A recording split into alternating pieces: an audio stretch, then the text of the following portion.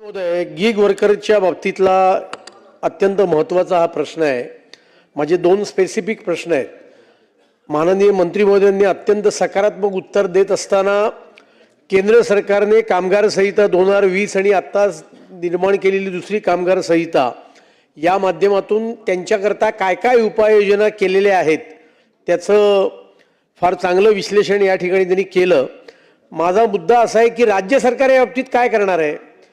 2 अधिवेशनाच्या पूर्वी या सदनामध्ये माथाडी कामगारांच्या बिलावर बोलत असताना गिग वर्कर करता महामंडळ राज्य सरकारने स्थापन करावं अशी मागणी मी केली होती.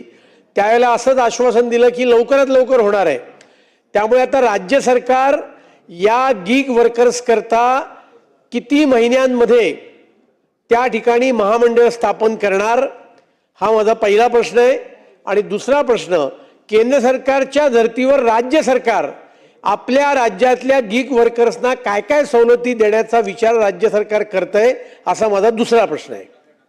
अध्यक्ष महोदय, मी आधीच सांगितलं की मी 2 अधिवेशनांपूर्वी जे बोललो होतो, हे नवीन कायदे लागू झाल्यानंतर जे राजस्थान असेल, कर्नाटक असेल, यांचेही कायदे निरस्त झाले आहेत.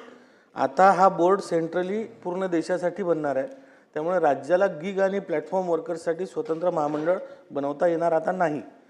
आणि अनऑर्गनाइज जे कामगार आहेत यांच्यासाठी आपल्याला बोर्ड बनवता येणार आहे. आणि तरीसुद्धा याच्यामध्ये आपले जे सेंट्रलचे कायदे आहेत हे आता आपल्या राज्यात सुद्धा आपल्याला लागू करायचे आहेत.